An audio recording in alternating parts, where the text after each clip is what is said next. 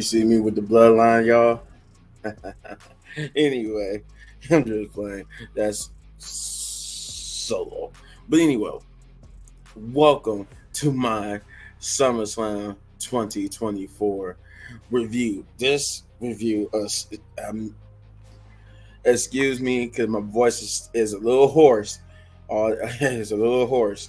Um, but I'm not gonna sit here and say it wasn't out without its merits and its faults.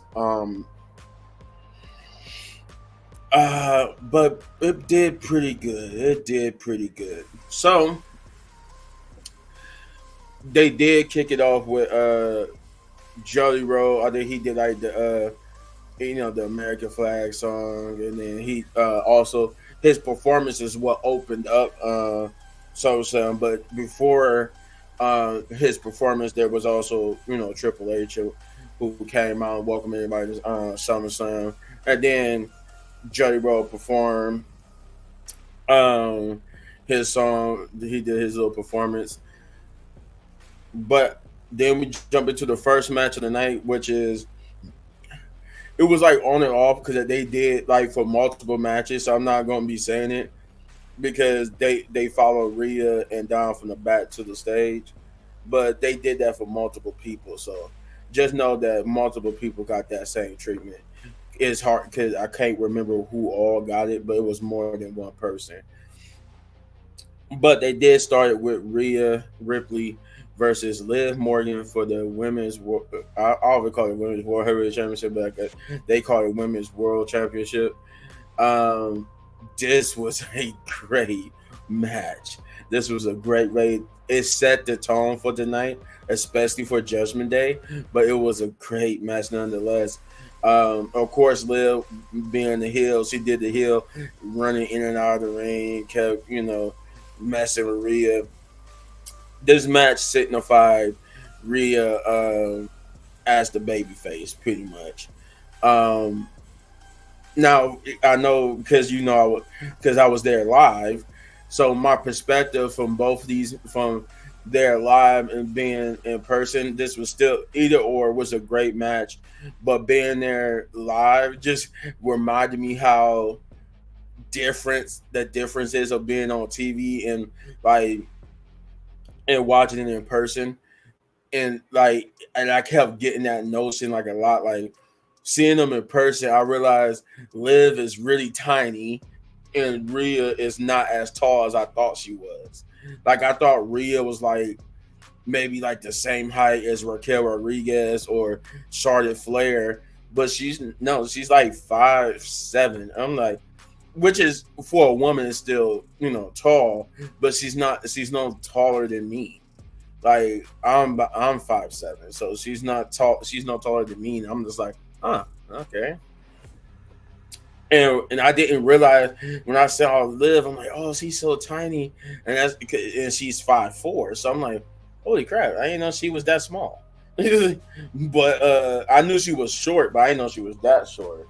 That means Zelina Vega must be shorter than because I know whatchamacallit Liv is taller than Zelina, so Zelina must be real short. But I digress.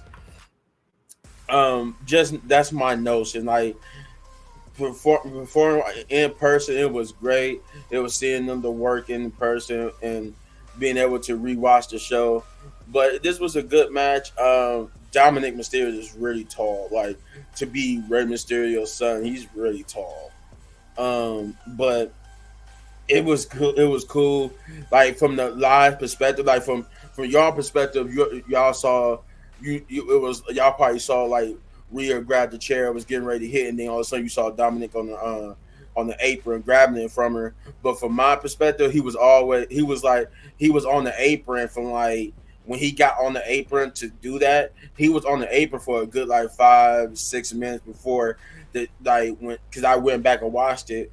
Like when you see it on camera, he's been sick. He was on the ring for like 5-6 minutes on the apron before he grabbed the chair from Rhea. But to see that, I knew the one thing I can't say like I will say that the card was predictable because I only got one match wrong, and I called in every match I called it right except for one. And so I could say, you could if I really want to nitpick, I could say that was like maybe a negative towards this pay per view was that every match was predictable, but because it was so fun and entertaining.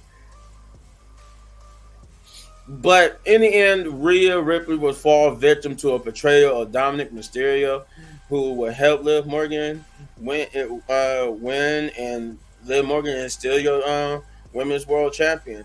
And that's why I was getting that with the predictability, because I like not only did I predict, I think I said it in my prediction videos that we did. Not only did I predict that it was going to be Liv winning, I predicted that Dominic Mysterio was going to be the one to help her. Like I did say, otherwise, like the other person could have been Finn, but it would make more sense if it was Dom, and I was right.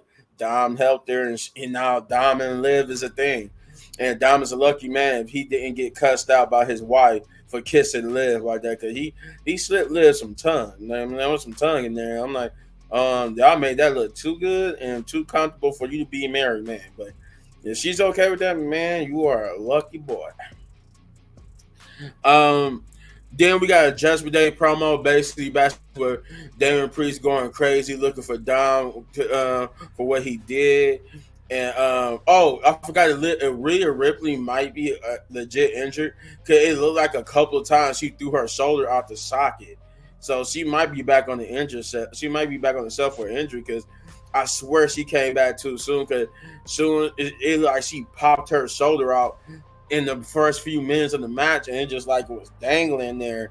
So I don't know, man. Maybe it was one of those when she popped out the shoulder and nothing happened. Like it wasn't like Finn when he needed surgery, when she might not need surgery, but she definitely, if that was legit, she definitely hurt herself.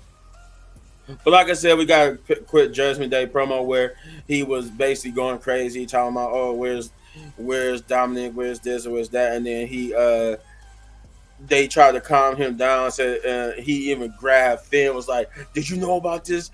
Did you know it was this you?" And he was like, "No, this wasn't me." And then he was like, and they calmed him down, told him we gonna go try to find Dominic. And then he was like, he hit Priest, not like hit him, but he was like, "Hey man, thanks for the trust," and then walked away. And Priest was like, "Finn, dang it." And then we get to the second match of the night, which is Braun Breaker versus Sami Zayn for the Intercontinental Championship. This was a good match. I enjoyed it. Braun Breaker was hard hitting. Sami Zayn did his thing too, but in the end, Braun Breaker would get the victory and become your new Intercontinental Champion. This was a good match, and this was another one I'll call right. Then we get to the third match of the night, which is Logan Paul versus L.A. Knight. Yeah. I shouldn't have done that. I shouldn't have done that. Even that, I wasn't even loud, like super loud with that, but even just doing it to that degree, oh my God. That also was a good match. He got booed out the arena when Logan Paul came out. It wasn't even surprised that he had Machine Gun Kelly with him, because if you live here in Ohio and you from Ohio, it's a thing where if you, even when you have when we have concerts here or events like this here, he's always like a surprise appearance. So it's not even surprising anymore when he shows up, because he always the surprise appearance. But the match itself was good. I think the match, it took a minute for the match to start, because Logan Paul and LA Knight was like brawling and fighting before the match could even start. And then by the time by the time the match actually started and the bell rang, I think it was only like an extra like 10 minutes, 10, maybe 12 minutes. But the entirety of the match was like, if you don't count the fact that they was brawling before the bell could ring, then the match itself was a pretty good 15-20 minutes. But semantics. But in the end, LA Knight would get the victory even after Logan tried to cheat using the brass knuckles. LA Knight would get the better of Logan Paul, and he is now your new United States champion. The crowd went crazy for him finally being able to get a championship. Then we got the fourth match of the night, which is Bailey versus Nia Jax, and this is also like how fast I'm running through these or trying to. That's how almost how the show felt until the last two matches. But Bailey versus Nia Jax, and I didn't like how they kind of like did Bailey's match. Um, if you was there in the arena, like for the people who like you could see it on the Tron when they come out. They didn't even show Bailey coming out, so it was like nobody could stand up and get hyped for Bailey because we didn't know if she had came out yet. We didn't know it was one of those angles where she got beat up by Tiffany backstage and not. And it turns out she was just regularly coming out, and we was like, oh, so what the heck happened? But the match itself was not bad. The match itself was good. I enjoyed myself watching live and just rewatching it. Yeah, that was a pretty good match. Not it was just lackluster because of the I hate the booking around it, but the match itself proved to be good. They tried to tell their story in the ring, and they did. At one point, Tiffany did come out, as y'all saw. She did come out and try to cash in, but Bailey would stop her. Um, so basically, she was like, because Nia was like down and out, so she didn't know. So basically, she tried to play like, oh yeah, I came out to help you. I didn't come out to totally try to cash in and take the title. But it was good nonetheless. It was good to get to see Tiffany. Tiffany Stratton. Really is the buff Barbie too. Like she really is buff Barbie. But in the end, Nia was overwhelmed. I think she hit like 2 or 3 annihilators to finally put Bailey away, and she is your new WWE Women's Champion. This next match, which is the fifth match of the night, CM Punk versus Drew McIntyre with special guest referee Seth Rollins. This was the only match of the night I got wrong. This was in my prediction video that I did. This match I gave who the winner I picked was not the winner of this match, which is well, we'll get there. The match was good in itself. I like how Seth Rollins stayed true to it. He was letting them do stuff. Like he wasn't even count. A couple times he didn't count. You know, he sat there laid up on the ring, up on the turnbuckles and all that. He played true to that. He did not do. He didn't do. He did what he said he was gonna do. He let stuff slide. He let them beat each other down. But it was when Drew introduced the chair and tried to hit CM Punk with it that they kind of like try. It looked like he was gonna let it happen, but then Seth intervened, and then Seth almost hit CM Punk with the chair, but he stopped himself. But so I'm like, what? So I'm like, okay, and it was strange. Seth Rollins did not play a factor into the decision in the form of he didn't hit somebody by accident and cause them to lose. Him just being in the match was the distraction. That was how he played into the winning of the match. It was just his distraction. And in this case, because he pit and they was fighting at one point, they was fighting over the bracelet.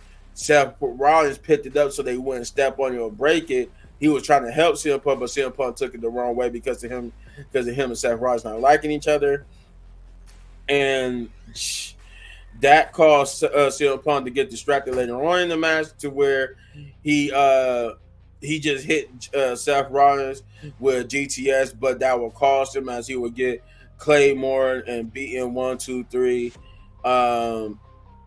Drew McIntyre is your winner, and he took the bracelet with him again. But this is all. I know that I think Drew said that his rivalry with CM Punk is over with, but this is not over with. And if it is over with Drew, it's not over with Seth. Either way, either all 3 men going to continue feuding with each other, or this is not over with him and Seth. Then we got another Judgment Day promo, but this time this is Damian Priest getting ready for his match, and he just basically apologized to Finn Balor for his actions earlier, and Finn Balor accepts his apology and tells him that they couldn't find Dominic Mysterio. But it was when he accepted Damian Priest's apology, he was like, he said, "Man, I'm sorry too," and I'm like, "What you gotta be sorry about?" Well. Then we get to the sixth match of the night, which is Gunther versus Damian Priest, and this was a good one. This was very good. They was hard hitting. Gunther was busted open from the chest from all the shots he took. This man was leaking blood from his chest, and he was, oh my God. They beat the hell out of each other. But it in the middle of the match, Finn Balor came down to the ring to support Damian Priest, and then I think Priest hit he hit the Razor's Edge. He hit the Razor. There was so many things that happened. I know he hit the Razor's Edge on him. I don't know if he did hit the Razor's Edge in the South of Heaven chokeslam.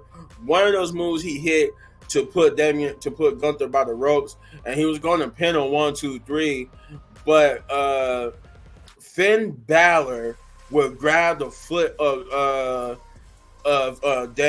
Gunther and put it on the ropes, and the referee knows the ropes moving, so he looked to see and he saw it full on the ropes, so he waved off the thing, and then he just stared down at Damian Priest talking something. I'm like, holy crap! Judgment Day just disintegrated, and Damian Priest. And I gotta.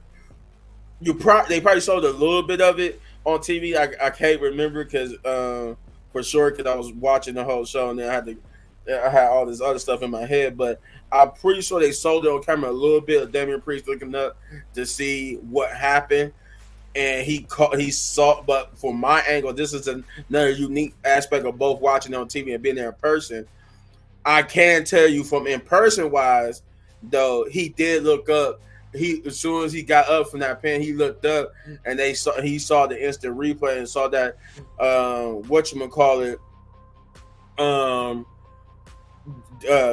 Finn Balor had did what he did. So that's when he kept trying to attack him, and then Gunther would eventually take advantage of this and beat Damian Priest to become your new World Heavyweight Champion. Yeah, Monday Night Raw is about to be good. And I have said this to my friends and people that I was talking to about it since yesterday. I think it's going to be a NWO / NWO Wolfpack type thing. I think Damian Priest and Rhea going to start another Judgment Day, but it's going to be like a Judgment Day Wolfpack, and they're going to be the good guys, while Dominic, Liv, and Finn and all of them will be part of the Judgment Day, but as the heel faction. I think it's going to go that way. Then we got a promo with Miz and R-Truth where they come out to announce their attendance, which is like 57,700 something people, which was nice, and it looked like that much. It was that much people in this arena, and I'm